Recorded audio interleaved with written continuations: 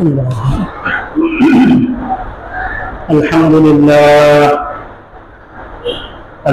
لله وكفى وسلام على عباده الذين اصطفى أما بعد فأعوذ بالله من الشيطان الرجيم بسم الله الرحمن الرحيم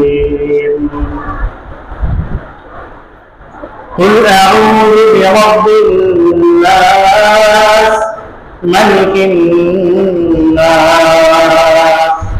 إله الناس من شر الوسواس الخناس الذي يوسوس في صدور الناس من الجنة والناس صدق الله العلي العظيم إن الله وملائكته يصلون على النبي يا أيها الذين آمنوا صلوا عليه وسلموا تسليما সবাই মহব্বতের সঙ্গে একবার দরুদ ইব্রাহিম করেন আল্লাহুম্মা সাল্লি আলা মুহাম্মাদ ওয়া আলা আলি মুহাম্মাদ কামা সাল্লাইতা আলা ইব্রাহিম ওয়া আলা আলি ইব্রাহিম ইন্নাকা হামিদুম মাজিদ اللهم بارك على محمد وعلى آل محمد كما باركت على إبراهيم وعلى آل إبراهيم إنك حميد مجيد আল্লাহ তাআলার দরবারে অসংখ্য শুকরিয়া জ্ঞাপন করছি যে মহান রব্বুল আলামিন আমাদেরকে দুনিয়ার সমস্ত কাজকর্ম থেকে ফারিগ করে নিয়ে আল্লাহর মহব্বতে আল্লাহর ঘরে মসজিদে এসে আগে আগে বসার তৌফিক দিয়েছেন। এজন্য সবাই অন্তরের অন্তঃস্থল থেকে শুকরিয়া আদায় করি, বলে আলহামদুলিল্লাহ। তখনকে দরুদ সালাম বর্ষিত হোক সেই মুহাম্মদের উপর যিনি আমাদের মুক্তির দূত, দোজাহানের বাদশাহ হযরত মুহাম্মদুর রাসূলুল্লাহ সাল্লাল্লাহু আলাইহি ওয়াসাল্লাম। সম্মানিত উপস্থিতি, আমরা গত সপ্তাহে আলোচনা করেছিলাম সূরা নাস এর কিছু শিক্ষা। আমরা আলোচনা করেছি যে আল্লাহ তাআলা মানুষকে শয়তান থেকে পানাহ চাওয়ার জন্য শিক্ষা দিয়েছেন। আল্লাহ তাআলা মানুষের সব থেকে বড় শত্রু বানিয়েছেন শয়তানকে। আমরা সবাই জানি যে পৃথিবীতে মানুষের সবথেকে বড় শত্রু হলো শয়তান। আল্লাহ তাআলা কোরআন মাজিদে বারবার বলছেন ইন্নাশ শাইতানা লিল ইনসানি আদুউম মুবিন, নিশ্চয় শয়তান মানুষের জন্য স্পষ্ট শত্রু। শয়তানের কাজই হলো মানুষকে ভালো কাজ থেকে দূরে সরিয়ে দেওয়া। একটা মানুষ ভালো কোনো কাজ করে এটা শয়তান কখনোই চায়, সে সবসময় মানুষকে ধোঁকা দিতে চায়। যখন মানুষ শয়তানের উপরে বিজয়ী হয় তখন শয়তান অনেক আফসোস করে, রাগে গোষ্ঠায় ফেটে পড়ে। আর যখন মানুষ শয়তানের সঙ্গে পেরে ওঠে না, মানুষ হেরে যায়, শয়তান বিজয়ী হয়, তখন শয়তান যে আনন্দ উল্লাস করে যে আমি একটা মানুষকে ভালো কাজ থেকে সরিয়ে দিতে পেরেছি। যেহেতু শয়তান মানুষের প্রকাশ্য শত্রু, এজন্য আল্লাহ তাআলা কোরআন মাজিদের শুরু থেকে নিয়ে একেবারে সূরা নাস শেষ পর্যন্ত আল্লাহ তাআলা এই শয়তান থেকে আশ্রয় চাওয়ার জন্য বারবার বলেছেন যে তোমরা শয়তান থেকে কি চাও? আশ্রয় চাও। আল্লাহ তাআলা মানুষকে যখন সৃষ্টি করেছেন, এটা আল্লাহ তাআলার একটা কুদরত যে আল্লাহ তাআলা মানুষকে পরীক্ষা করবেন, মানুষকে আল্লাহ তাআলা পরীক্ষা করবেন, তাকে দুনিয়ায় পাঠাবেন, দুনিয়াতে তাকে ভালো মন্দ সব কাজেরই শক্তি দান করবেন। কিন্তু যে মানুষ আল্লাহ তাআলার হুকুম অনুযায়ী চলে শয়তানকে পরাস্ত করবে, সে সবসময় বিজয়ী হবে, আল্লাহর পথে থাকবে, রাসূলের হুকুম অনুযায়ী চলবে, রাসূলের পথে থাকবে, সে মানুষটা হবে সফলতা। আর যে ব্যক্তি পৃথিবীতে শয়তানের ধোঁকায় করবে, অপরাধ করবে, আল্লাহ তাআলার পথ থেকে দূরে সরে গিয়ে বিপদে চলবে, খারাপ পথে চলবে, এই ব্যক্তি নাকাম হবে, কামিয়াব হবে না। এর জন্য আখিরাতে আল্লাহ তাআলা আযাবের ব্যবস্থা করেছেন। অনেক মানুষ প্রশ্ন করতে পারেন, আপনারা প্রশ্ন করতে পারেন, যদি আল্লাহ তাআলা সব জেনেই থাকেন যে অমুক ব্যক্তি জাহান্নামে যাবে, অমুক ব্যক্তি জান্নাতে যাবে, তাহলে পৃথিবীতে আমল করার দরকার কি? এরকম একটা প্রশ্ন আমাদের মধ্যে আসে। প্রথমত এই প্রশ্নটাও শয়তানি দেয়, এই প্রশ্নকে দেয়, এই শয়তান মানুষের মধ্যে ঢেলে দেয় যে তোমার মধ্যে এই একটা ভাব, এই একটা ধারণা আছে যে আল্লাহ তাআলা তো জানেন, তিনি আলিমুল গায়ব, যে অমুক ব্যক্তি জাহান্নামে যাবে, অমুক ব্যক্তি জান্নাতে যাবে, কিন্তু আমল করার দরকার কি? আমল করার দরকার। আল্লাহ তাআলা এর প্রশ্ন দিয়ে দিয়েছেন। আল্লাহ তাআলা বলেন যে শয়তানকে আমি তোমাদের জন্য প্রকাশ্য সত্য বানিয়েছি, আবার আমি তোমাদেরকে وَلَنَبْلُوَنَّكُمْ بِشَيْءٍ مِنَ الْخَوْفِ وَالْجُوعِ وَنَقْصٍ مِنَ الْأَمْوَالِ وَالْأَنفُسِ وَالثَّمَرَاتِ وَبَشِّرِ الصَّابِرِينَ। তোমাদেরকে আমি এক চিকিৎসা দিয়েছি। চিকিৎসা কি?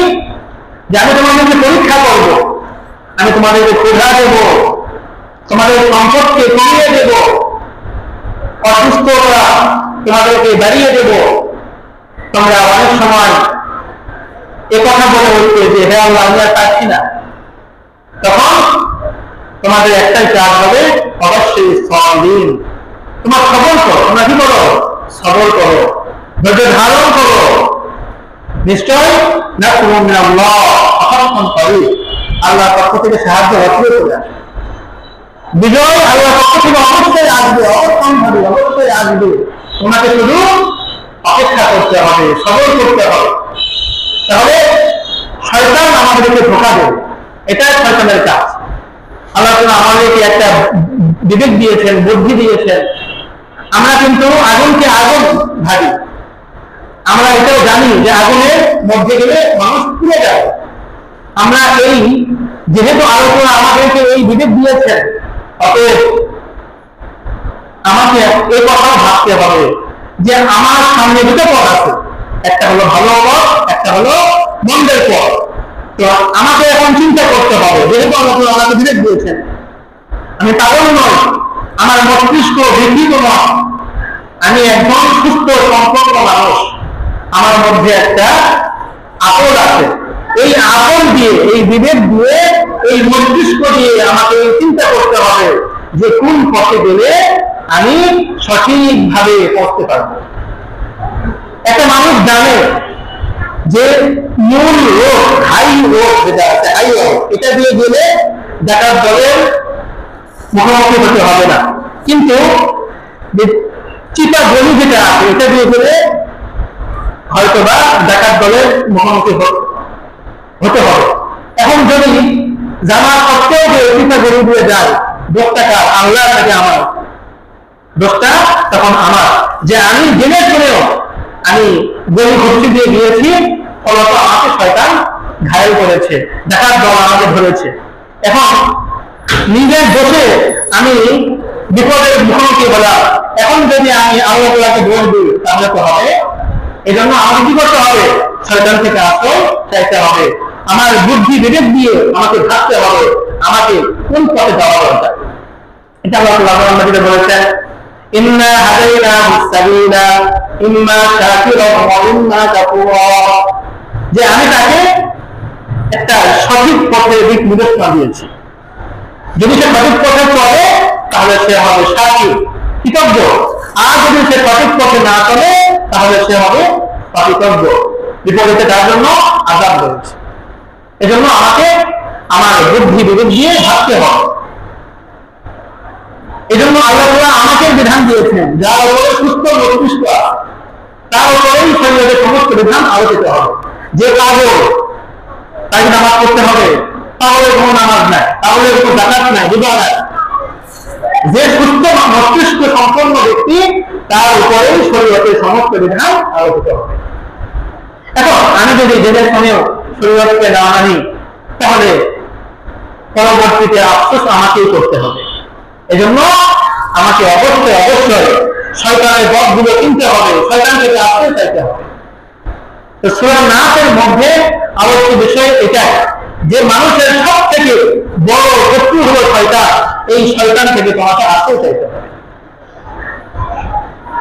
স্বয়ং নবী সাল্লাল্লাহু আলাইহি ওয়াসাল্লাম তিনিও শয়তান থেকে আশ্রয় পেয়েছেন। হাদিসে আছে, একবার সাহাবায়ে কেরাম আওয়াজ করলেন, ইয়া রাসূলুল্লাহ, আপনার সঙ্গে কি শয়তান আছে? আল্লাহ নবী তখন বললেন যে প্রত্যেক মানুষের সঙ্গে একটা শয়তান আছে।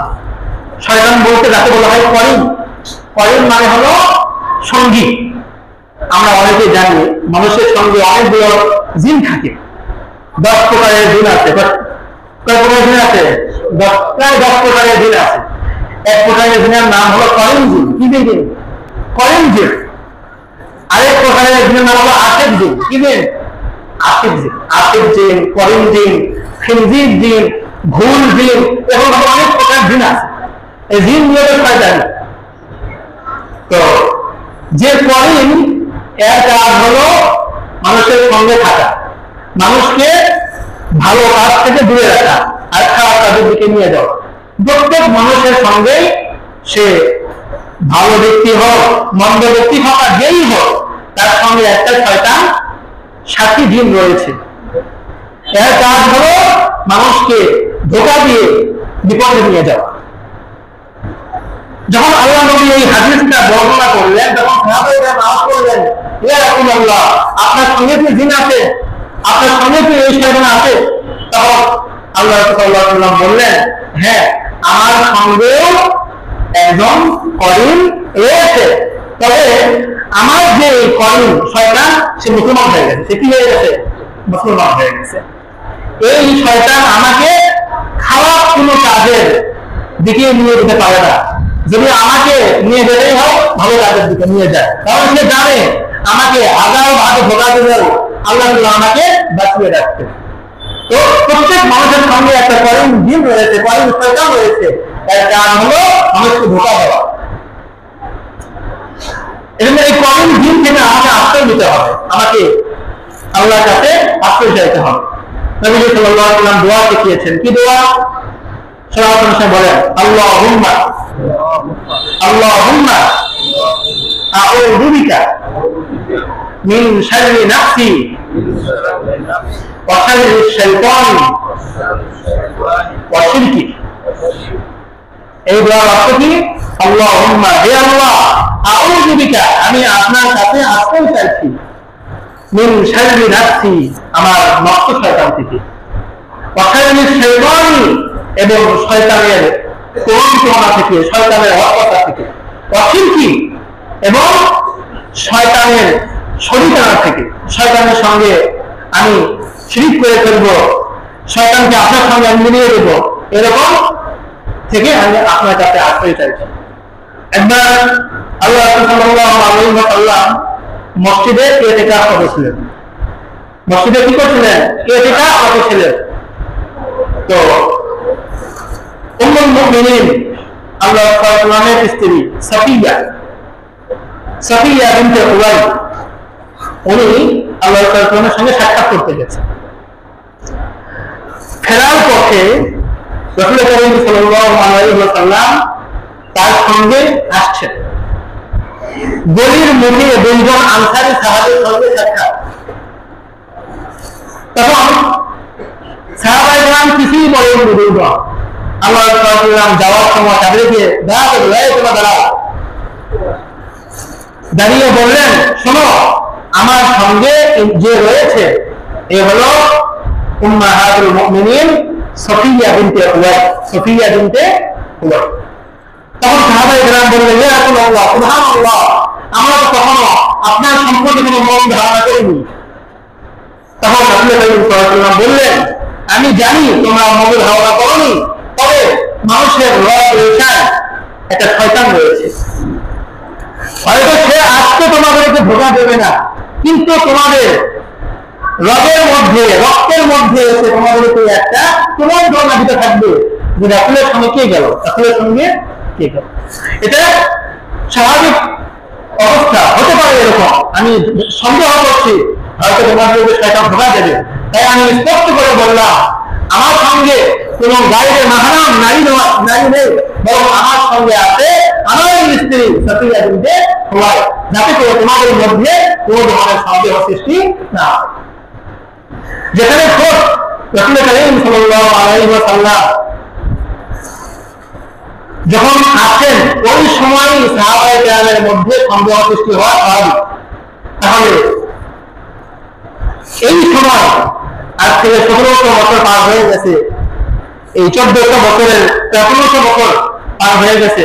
এখন মানুষ তো আল্লাহ থেকে অনেক দূরে আমরা চলে এসেছি। আমাদের মধ্যে ঢোকা দেওয়াটা একেবারে পানি পাল্টা পানি। আল্লাহ যখন বেঁচে ছিলেন, আপনারা সবাই জানেন, একবার একটা যুদ্ধ থেকে ফিরে আসার সময় আয়েশা রাদিয়াল্লাহু তাআলা আনহা পিছনে পড়ে গেছিলেন। তখন সে সময় নিয়ম ছিল যে সবাই যখন চলে যাবে পিছনে পিছনে একজন লোক আসবে। যুদ্ধে যে আমরা যারা গিয়েছি, আমাদের কোনো আস্থা পত্র পড়ে থাকে, ওই পথে ওই লোককে নিয়ে আসবে। তো আয়েশা রাদিয়াল্লাহু তাআলা আনহা একটা মাঝরাত্রিতে এসে কাফেলা যখন থামে, তখন আয়েশা রাদিয়াল্লাহু তাআলা আনহা প্রাকৃতিক প্রয়োজন হয়, তখন তিনি তাবু থেকে বের হয়ে বাথরুম করার জন্য, প্রাকৃতিক প্রয়োজন সম্পাদন করার জন্য তিনি চলে যান। এর মধ্যে আয়েশা রাদিয়াল্লাহু তাআলা আনহা ছিলেন খুবই ছোট বয়স মানুষ এবং তিনি ছিলেন পাতলা মানুষ। তো যে আয়েশা রাদিয়াল্লাহু তাআলা আনহার কাপড় যে বহন করছে, সে মনে করছে আয়েশা ভিতরে আছে, আয়েশা রাদিয়াল্লাহু তাআলা ভিতরে আছে। তো কাপড় লাগিয়ে চলে গেছে। আয়েশা রাদিয়াল্লাহু তাআলা আনহা এসে দেখেন, হায় হায়, কেউ নাই। তখন তিনি ওই জায়গাতেই বসে পড়ে। যখন সকাল হয়ে যায়, ভয়ে দেখে ওই পুকুরে যে সাহাবী আসার বেড়াতে আসছে, দূর থেকে এসে মানুষ দেখে বলছে, সুবহানাল্লাহ, সুবহানাল্লাহ। আয়েশা রাদিয়াল্লাহু তাআলা আনহা চুপচাপ বসে আছেন, পর্দা অবস্থায় বসে আছেন। তো এরপরে তিনি বেশি কোনো কথা না বলে বললেন, আপনি আমার হাওদায় উঠে পড়েন। তিনি হাওদাকে নামিয়ে, তাঁবুতে নামিয়ে দিয়েছেন। আয়েশা রাদিয়াল্লাহু আনহা একাকী তাঁবুর মধ্যে উঠেছেন, তিনি দূরে ছিলেন। এরপরে যখন আয়েশা রাদিয়াল্লাহু আনহা পরিপূর্ণ তাঁবুর মধ্যে উঠেছেন, তখন তিনি ওই ঘোড়ায় আর বসেননি, তিনি হেঁটে হেঁটে মদিনার দিকে নিয়ে গেছেন।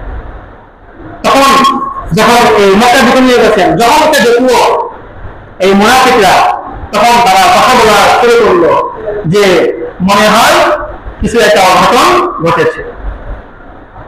এই যখন চারিদিকে অবস্থা ছড়িয়ে পড়লো যে আল্লাহ রাসূলের স্ত্রী আয়েশা রাদিয়াল্লাহু আনহার ব্যাপারে খারাপ ধারণা করা হচ্ছে, সেখানে মুনাফিকরা তো আছে, দু একজন দুর্বল মুসলমানও শরীক হয়ে গিয়েছে যে আল্লাহ রাসূলের স্ত্রীর কোনো একটা সমস্যা হয়েছে। তখন আল্লাহ আয়েশা রাদিয়াল্লাহু আনহার সাথে কথা বলা বন্ধ করে দিলেন। এরপরে আবু বকর রাদিয়াল্লাহু আনহু টেনশন হয়ে গেলেন, তিনি আসলেন। আসার পরে আয়েশা রাদিয়াল্লাহু আনহা ধমক দিলেন, আমি বলিনি তুমি এমন কোনো আচরণ করবে না যে আচরণে আল্লাহ রাসূল কষ্ট পান। তো আয়েশা রাদিয়াল্লাহু আনহা চুপচাপ, কোনো কথা নাই, 2 দিন 3 দিন অপেক্ষা করতে হবে, তিনি অপেক্ষা করছেন যে যেহেতু আমি সঠিক আছি, আমি যখন সঠিক আছি, আল্লাহ তাআলা আমাকে নিজ কুদরতে আমাকে রক্ষা করবেন। এরপরে আল্লাহ তাআলা সূরা নূরের আয়াতগুলো অবতীর্ণ করলেন যে ইন্নাল লাযীনা জাউ বিল ইফকি উসবাতুম মিনকুম লা তাহসাবুহু শাররান লাকুম বাল হুয়া খায়রুন লাকুম, যে আয়েশা রাদিয়াল্লাহু তাআলা আনহা ব্যাপারে যে সমস্ত ব্যক্তিরা মন্দ কথা বলেছে, এরা ভালো কোনো কাজ করেনি, এরা তোমাদের মধ্যে থেকে একটা দল, এরা নিশ্চয় জঘন্য কাজ করেছে। এরপরে আল্লাহ তাআলা ওহীর মাধ্যমে আয়েশা রাদিয়াল্লাহু আনহাকে পবিত্র, তার কোনো সমস্যা নেই, তার সঙ্গে কোনো সাহাবায়ে কেরাম গোসল করেননি, এই স্পষ্ট আয়াতগুলো অবতীর্ণ করলেন। তখন আল্লাহ তাআলা হাসলেন। তো আয়েশা রাদিয়াল্লাহু আনহা এটা অনুমান করছেন যে দেখি এবার আপনি কি বলেন। শেষ পর্যন্ত আল্লাহ তাআলা তাকে পবিত্র ঘোষণা করে দিলেন। এজন্য মানুষের মনের মধ্যে একটা শয়তান থাকে। ইবনে কাসির রাহমাতুল্লাহ আলাইহি বলেন যে প্রত্যেক মানুষের মধ্যে একটা নষ্ট আছে, এই নষ্ট হলো মানুষের আয়ের শক্তি। এজন্য মিন শাররিল ওয়াসওয়াসিল খান্নাস, এই মিন শাররিল ওয়াসওয়াসিল খান্নাসে একটা দেখা হলো প্রত্যেক মানুষের মধ্যে একটা কি আছে, নষ্ট আছে। এই নষ্ট মানুষকে ধোঁকা দিতে পারে।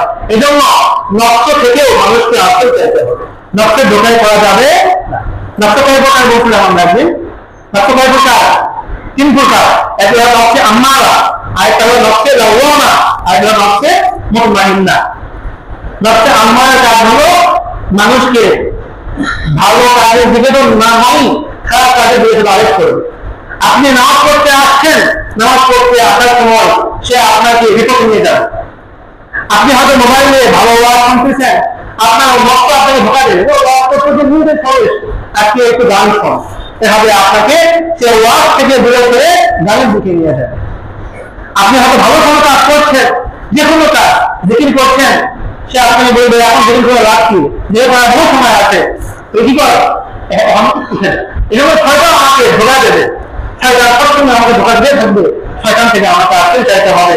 নফস আরেক শয়তান, এই নফস শয়তান থেকে আমাদেরকে আশ্রয় চাইতে। এজন্য আল্লাহ তাআলা দোয়া শিখিয়েছেন, আল্লাহুম্মা ইন্নী আউযু বিকা মিন শাররি নাফসি ওয়া শাররি শাইতানি ওয়া শিরকি। হে আল্লাহ, আমি আমার নফস শয়তান থেকে, সরাসরি শয়তান থেকে আমি আল্লাহর কাছে আশ্রয় চাই। এজন্য আমরা কি করব? শয়তান থেকে আল্লাহর কাছে আশ্রয় চাই। বলবো না আমরা ইনশাআল্লাহ, আমরা সবাই আল্লাহর কাছে আশ্রয় চাই। এবার আমরা আসি মানুষের শত্রু কয় প্রকার। শয়তানের এক শত্রু আছে, মানুষের আয়ের শত্রু আছে। মানুষের আয়ের শত্রু হলো মানুষ, মানুষের এক শত্রু শয়তান, মানুষের আয়ের শত্রু হলো মানুষ, মানুষ মানুষের শত্রু, মানুষ মানুষের শত্রু। এটাই আল্লাহ তাআলা বলেছেন যে মিনাল জিন্নাতি ওয়ান নাস, শয়তানও হতে পারে শত্রু, আবার মানুষের শত্রু হতে পারে। মানুষের মধ্যে যে শত্রু আছে, এই শত্রু থেকে আশ্রয় পাওয়ার পদ্ধতি আছে। মানুষ নামের যে সমস্ত শত্রুরা আছে, তাদের কাজ কি?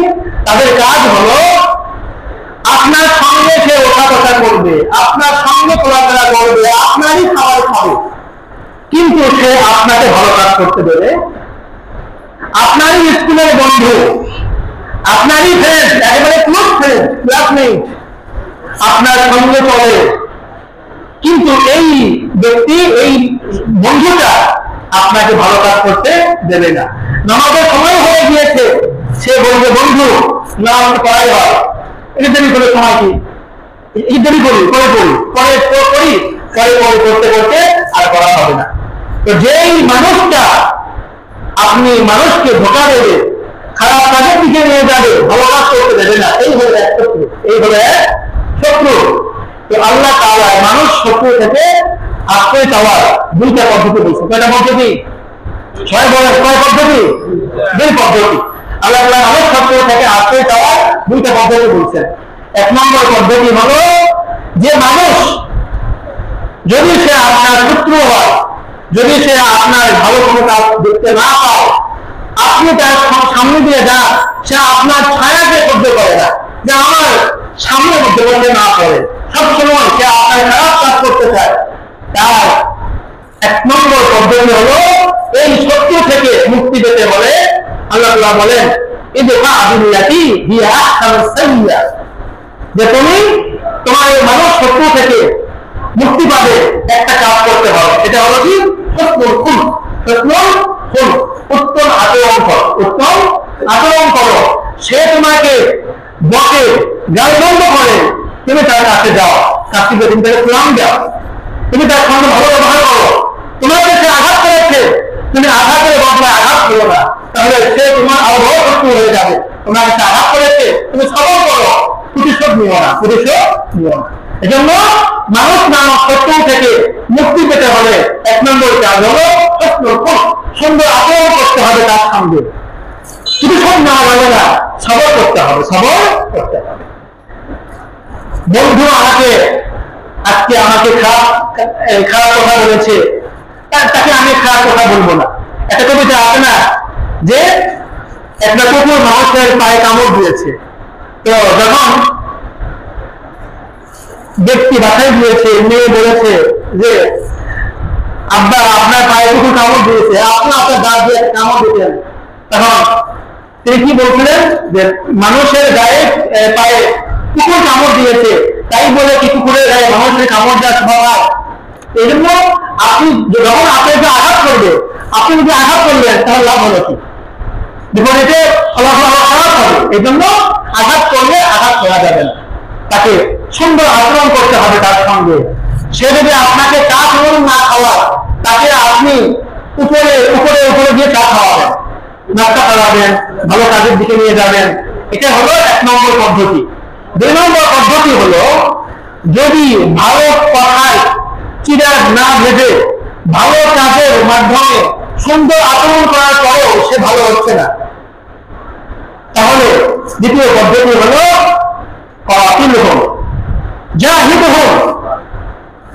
দ্বিতীয় পদ্ধতি হলো লড়াই করো, হাতে অস্ত্র তুলে নাও। যেহেতু সে তোমার কথা শুনছে না, তুমি তাকে ইসলামের দিকে দাওয়াত দিচ্ছ, সে ইসলামের দিকে আসছে না, বরঞ্চ মুসলমানদের মধ্যে ফিতনা সৃষ্টি করছে। আমরা যদি আজকে ইসরায়েলের দিকে তাকাই, তারা কিন্তু যতই আপনি তাদেরকে ভালো কথা বলে, তারা শুনবে না। আর সমস্ত কুফর, সমস্ত কাফের মুশরিক সবাই এক দল, তারা সবাই চায় মুসলমান কি হোক, ঘায়েল হোক, মুসলমান পরাজিত হোক। তো এই জায়গায় আপনি ভালো কথা বললে তা হবে না, আপনাকে অস্ত্র দিয়ে যুদ্ধ করতে হবে, তাদের থেকে মুক্তি পেতে হবে। মানুষ নামক যে শত্রু আছে, এই শত্রু থেকে পদ্ধতি হলো দুইটা। এক নম্বর হলো উত্তম আচরণ কর, উত্তম আচরণে কাজ না হলে দুই নম্বরে আঘাত করতে হবে, অস্ত্র হাতে তুলে নিতে হবে, জিহাদ করতে হবে, লড়াই করে হলেও তাদেরকে ইসলামের দিকে নিয়ে আসতে হবে। বুঝে যাচ্ছে? আরেকটা পদ্ধতি, আরেকটা শত্রু শয়তান। তো আল্লাহ তাআলা মানুষের দুই শত্রু রেখেছেন, এক হলো মানুষ, আরেক হলো শয়তান। শয়তানের কথা তো আমরা বলছি, শয়তান মানুষের প্রকাশ্য শত্রু। শয়তান থেকে আশ্রয় চাওয়ার জন্য আল্লাহ বারবার বলছেন। এজন্য আমাদেরকে শয়তান থেকে আশ্রয় চাইতে হবে। তো মানুষের দুই শত্রু বন্ধু কিনতে হবে। এখন আমরা আলোচনা করি যে মানুষ এই শয়তান নামক যে শত্রু আছে, এই শত্রু সমস্ত মানুষকেই সে পরাজিত করতে পারে, ধোঁকা দিতে পারে, কিন্তু দুই শ্রেণীর মানুষকে ধোঁকা দিতে পারে না। কয় শ্রেণীর মানুষকে? দুই শ্রেণীর মানুষকে শয়তান ধোঁকা দিতে পারে না। সে দুই শ্রেণীর মানুষগুলোকে কি? আল্লাহ বলেন, فإذا قرأت القرآن فاستعذ بالله من الشيطان الرجيم إنه ليس له سلطان على الذين آمنوا وعلى ربهم يتوكلون إنما سلطانه على الذين يتولونه والذين هم به مشركون। শয়তান এই শত্রু সমস্ত মানুষকে ধোঁকা দেবে, সমস্ত মানুষকে সে গাফেল করবে, বিপদে নিয়ে যাবে। কিন্তু দুই শ্রেণীর লোক আছে যাদেরকে শয়তান ধোঁকা দিতে পারে না। এক নম্বর, যারা ঈমান এনেছে। যারা কি এনেছে? ঈমান এনেছে। আল্লাহ তাআলা বলেন, ইন্নাহু লাইসা লাহু সুলতানুন আলাল লাযিনা আমানু। যারা ঈমান এনেছে তাদের উপর শয়তান কোন ধরনের শক্তি খাটাতে পারে না। তাহলে যারা ঈমান আনেনি, হিন্দু, বৌদ্ধ, খ্রিস্টান, কাফের, মুশরিক, এরা সবাই শয়তানের বন্ধু। শয়তান তাদেরকে ঘায়েল করে। এখন প্রশ্ন আসতে পারে, হুজুর আমি তো ঈমান নিয়েছি, আমি তো মুসলমানের ঘরে জন্ম নিয়েছি, আমি তো মুসলমান, আমার তো ঈমান আছে, শয়তান আমাকে কেন ধোঁকা দেবে? কারণ আপনি যদিও ঈমান এনেছেন, মুসলমান হয়েছেন, কিন্তু আপনি তো নামাজ পড়েন না, আপনি তো ঠিকঠাক যাকাত দেন না, আপনি সম্পদের মোহে পড়ে আছেন, আপনার উপরে হক ফরজ হয়ে গিয়েছে, আপনি হক করছেন না, বলছেন যে মেয়েটাকে বিয়ে দিন, মেয়েটাকে বিয়ে দিন, আগামী বছর করবো, বুড়া হলে করবো। আপনার শক্তি আছে, আপনি সমাজের মধ্যে ভালো কাজ করছেন না, কোথাও মারামারি হচ্ছে, আপনি সেখানে গিয়ে বাধা দিচ্ছেন না, তাহলে আপনি যদিও ঈমান এনেছেন, মুসলমান হয়েছেন, কিন্তু ঈমান আনার পরে যে সমস্ত দায়িত্ব আপনার উপরে অর্পিত হয়েছে, এই সমস্ত দায়িত্ব আপনি ঠিকঠাক আদায় করছেন না। ফলত আপনি ঈমান আনলেও অনেকটা বেঈমানদের মতো, এজন্য আপনিও যদিও অর্থগত ভাবে বলুন, কিন্তু কার্যগত ভাবে আপনি বলুন না, এজন্য আপনাকে শয়তান ধোঁকায়। দুই নম্বর ব্যক্তি হলো ওয়ালা রাব্বিহিম ইয়াতাওয়াক্কালুন, যারা আল্লাহর উপরে ভরসা করে, সমস্ত কাজে আল্লাহর উপরে ভরসা রাখে, এই সমস্ত ব্যক্তিদের শয়তান ধোঁকা দিতে পারে না। এজন্য ঈমান আনার পরে আল্লাহর উপরে তাওয়াক্কুল করতে হবে। আপনার যদি আপনার অর্থের উপরে তাওয়াক্কুল করেন, আপনার সন্তান বিদেশ থেকে টাকা পাঠায়, আপনি বলছেন যে আমার সন্তান বিদেশ থেকে টাকা পাঠাচ্ছে, আমি সেই টাকা দিয়ে চলছি, তাহলে আপনার আল্লাহর উপর তাওয়াক্কুল হলো না। এবং তাওয়াক্কুল হতে হবে কার উপর? আল্লাহর উপর তাওয়াক্কুল হতে হবে। আপনার উপরে তাওয়াক্কুল হওয়া যাবে না, কোন ব্যক্তির উপরে তাওয়াক্কুল করা যাবে না। তাওয়াক্কুল করতে হবে একমাত্র কার উপরে? আল্লাহর উপর তাওয়াক্কুল করতে হবে। আপনার গায়ে পরিবার একটা তাবিজ পরিয়ে দিয়েছে, আপনার জ্বর ভালো হয়ে গেছে, গাছ লাগাই দিয়েছেন, আপনার হয়তো অসুখ ভালো হয়ে গিয়েছে, আপনি এখন এই ধারণা করলেন যে আমি গাছ লাগাইছি, আমার অসুখ ভালো হয়ে গিয়েছে। গাছ কি আপনার অসুখ ভালো করেছে? তাবিজ কি আপনার অসুখ ভালো করেছে? তাবিজ আপনার অসুখ ভালো করেনি। ওই পীর ফকির আপনার অসুখ ভালো করে না। মাজারে গিয়ে মান্যত করলে আপনার অসুখ ভালো হয় না। অসুখ ভালো করে কে? আল্লাহ তাআলা। কোন গাছকে পূজা করলে ওই গাছ আপনাকে বাঁচায় না, ওই বৃষ্টি আকাশ থেকে আল্লাহ তাআলাই দেয়, বৃষ্টি আমার কারণে দেবী ইত্যাদি দেয় না। তো যেহেতু সমস্ত কিছু পাবে আল্লাহ তাআলা, এজন্য আপনার তাওয়াক্কুল থাকতে হবে আল্লাহর উপরে, তাহলে শয়তান আপনাকে ধোঁকা দেবে। যদি আপনি আল্লাহর উপরে তাওয়াক্কুল না করেন, ঈমান না আনেন, তাহলে পরে আপনাকে শয়তান ধোঁকা দেবে। আল্লাহ তাআলা বলেন ইন্নাহু সুলতানুন আলাল্লাযীনা ইয়াতাওয়াল্লাউনাহু ওয়াল্লাযীনা হুম বিহি মুশরিকুন। শয়তান তাদেরকে ধোঁকা দেয়, তাদের উপরই সমস্ত শক্তি খাটায় যারা শয়তানকে নিজের বন্ধু বানিয়ে নিয়েছে, যারা শয়তানকে নিজের অভিভাবক বানিয়ে নিয়েছে, এদেরকেই শয়তান ধোঁকা দেয়। এবং যারা শিরক করে, যারা আল্লাহ তাআলার সাথে শরীক করে, তাদেরকে শয়তান ধোঁকা দেয়। আমাদের যুবক ভাই যারা আছেন এখানে, তাদের উদ্দেশ্যে বলছি, আপনাদের হাতে যে বড় ফোনটা আছে, এটা শয়তান। এটা কি? শয়তান। এই বড় ফোন এক ধরনের শয়তান। এই শয়তান আপনাকে নামাজ পড়তে দেয় না। এই ইউটিউব, এই ফেসবুক, ইনস্টাগ্রাম, টুইটার, টিকটক, এগুলো আপনাকে ভালো কাজ করতে দেয় না, আপনাকে তারা ধোঁকা দেয়। এই like, comment, reach, 1 million view হয়েছে ওরূপে ভিডিওতে, আমি ভিডিও করি, আমার ভিডিওতে ভিউ হয় না, আমার ভিডিওতে এই হয় না, সেই হয় না, এই সমস্ত ধোঁকা, এগুলো হলো ইহুদি, খ্রিস্টান, কাফের, মুশরিকরা আপনাকে ধোঁকা দিয়ে রেখেছে। তারা আপনার হাতে স্মার্টফোন দিয়েছে, তাদের সমস্ত কাজ শেষ। স্মার্টফোন নিয়ে আপনি ব্যস্ত আছেন, আপনি নামাজের সময় নামাজ পড়ছেন না, অমুকে মারামারি করছে, সেদিকে আপনার কোনো মনোযোগ নাই, তাদের মধ্যে দিয়ে একটু আমি কি করি, সমাধান করে দিন, সুরাহা করে দিন, সেই কোনো কাজ নাই। আপনার বাবা মা বৃদ্ধ হয়ে গিয়েছে, তারা আয় করতে পারছে না, আমি একটু আয় রোজগার করে খাওয়াই তাদেরকে, আপনার মধ্যে সেই এক্সাস নাই, অনুভূতি নাই। এই সমস্ত অনুভূতি না থাকার একমাত্র নাম হলো আপনার হাতের মধ্যে এই স্মার্টফোন নাম অকাজন আছে, এই শয়তানটা। এই জন্য এই শয়তান থেকে আপনাদের আশ্রয় চাইতে হবে। আমাদের আলেমগণ যারা আছেন তারা বলেন যে যেই ব্যক্তি জানে যে আমার হাতে স্মার্টফোন এনে, অ্যান্ড্রয়েড ফোন এনে আমি ভালো হয়ে যাবো, আমি ভালো হয়ে খারাপ হয়ে যাবো, স্মার্টফোন এনে আমি খারাপ হয়ে যাবো, এটা যারা সত্ত্বেও যদি স্মার্টফোন ব্যবহার করে তাহলে তার জন্য স্মার্টফোন ব্যবহার করা যায়। যেই স্মার্টফোন আমাকে নামাজ পড়তে দেয় না, যে স্মার্টফোন আমাকে ফজরের নামাজে আসতে দেয় না, ঘুম হতে আমাকে উঠতে দেয় না, এই স্মার্টফোন তো আমরা আপনার জন্য জায়েজ না। এই জন্য যুবক ভাইরা কান খুলে শুনে রাখেন, যদি আপনার স্মার্টফোনের সঠিক ব্যবহার আপনি না করেন, আল্লাহ তাআলা কিয়ামতের দিনে আপনাকে জিজ্ঞাসা করবে। আপনি জবাবদিহি করতে হবে আপনাকে যে আপনি ধোঁকায় পড়ে আছেন।